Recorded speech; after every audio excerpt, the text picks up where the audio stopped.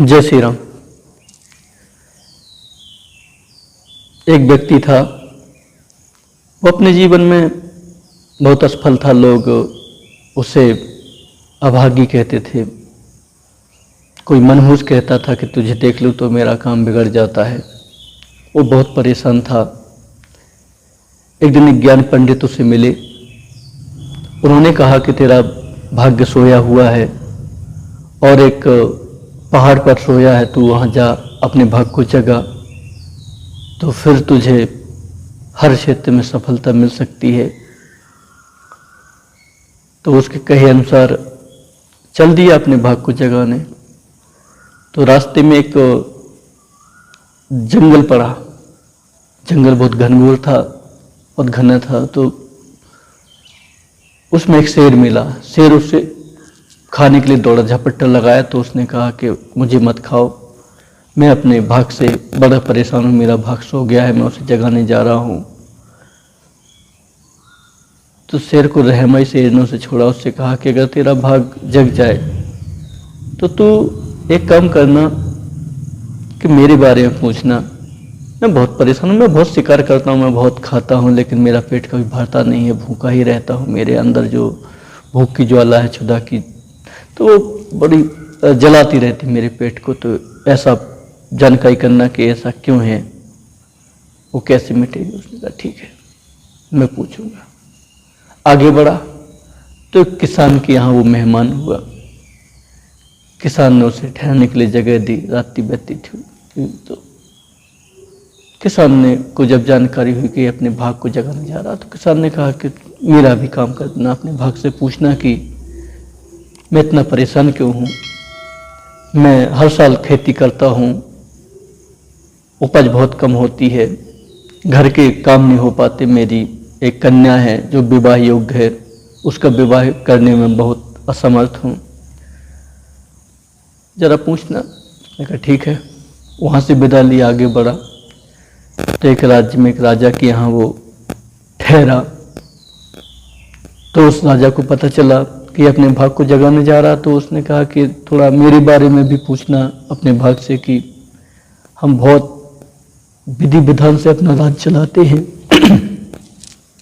फिर भी अराजकता काफी फैलती है, तो थोड़ा जानकारी करना कि मैं क्या करूं। उसने कहा ठीक है, मैं पूछूंगा। अब वो आगे बढ़ा तो उस पर्वत पर पहुंचाया। उसने अपने भाग को झकझोर कर जगाया। भाग जगा तो भाग ने कहा अब मैं तुम्हारे साथ चलूंगा, अब मैं तुम्हारा साथ नहीं छोड़ूंगा।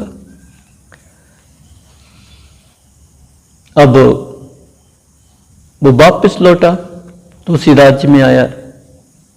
उस राजा के यहाँ फिर मेहमान हुआ और उसने उस राजा को बताया कि तुम एक औरत हो,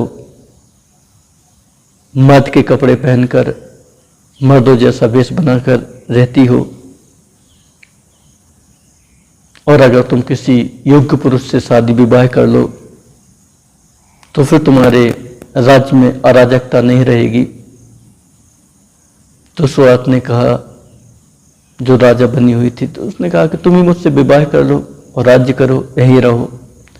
तो उसने कहा नहीं नहीं नहीं, मेरा तो भाग जग चुका है, अब मैं अपने ही भाग का खाऊंगा पीऊंगा, जहां भी रहूंगा, और मुझे ज्ञान हो चुका है।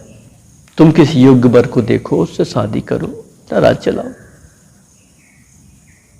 तो उसने अपने ही राज्य के एक मंत्री से विवाह किया और सुख से अपने राज्य में रहने लगी। राज्य चलने लगा अच्छी तरह से, अराजकता मिट गई। वो व्यक्ति कुछ दिन उस राजघराने में, राजमहल में मेहमान रहा। फिर उसके बाद उसने विदाई ली, वहां से चला तो किसान के पास पहुंचा। किसान से कहा कि तुम्हारे खेत में 7 सोने के कलश हैं जिसमें हीरे जवाहरात भरे हुए हैं, उनको निकालो और फिर धन संपन्न हो जाओगे। तुम्हारे यहाँ जो खेती नहीं होती वो भी उपजाऊ हो जाएगी। लड़की का विवाह भी हो जाएगा। देखा कि हाँ 7 कलश निकले सोने के, उसमें हीरे जवाहर भरे। किसान ने कहा कि अब एक काम करो कि तुम ही मेरी लड़की से विवाह कर लो और यहीं रहो। उसने कहा नहीं नहीं नहीं नहीं, मेरा भाग जग चुका है, मैं जाऊंगा, मुझे अब किसी की कोई आवश्यकता नहीं है।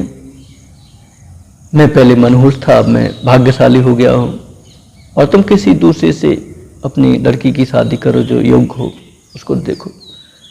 किसान ने एक योग्य परिवार में अपनी लड़की का विवाह कर दिया, सुखपूर्वक रहने लगा। वो किसान के यहाँ कुछ दिन मेहमान रहा, फिर वहाँ से भी उसने विदाई ली। अब वो जंगल में पहुँचा तो वो शेर मिला। शेर ने उसकी बड़ी खातिरदारी की, उसको बिठाला, उसके हालचाल पूछे, सारा बता।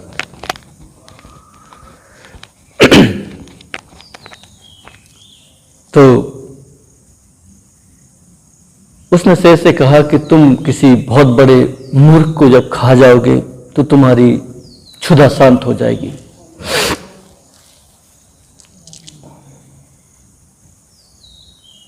तो शेर ने उसका सारा वृतांत सुना। उससे कहा कि मैंने अभी तक जो सुना, तुमसे जाना, उसमें ये निकला कि तुमसे बड़ा मूर्ख शायद ही मुझे कोई मिले। तुम्हारे भाग्य ने तुम्हें 2 बार मौका दिया, अच्छा मौका दिया। तुम उस राजकुमारी से शादी करके, रानी से शादी करके राजा बन सकते थे, राज चला सकते थे, तुमने वो मौका खो दिया। किसान के घर में तुम शादी करके वहाँ धन संपन्न हो चुके थे, तो तुम वहाँ भी रह सकते थे। तुम मेरे यहाँ आए 2 मौके खोकर, तुमसे बड़ा कोई मूर्ख नहीं होगा। अब मैं तुम ही को खाऊंगा। उसने झपट लगाया, उसे खा लिया। तो एक कहानी से सीख मिलती कि भाग्य, तकदीर जो मौका दे उसे छोड़ना नहीं चाहिए, और विवेक कभी जो जागता है तो उसके अनुसार ही चलना चाहिए।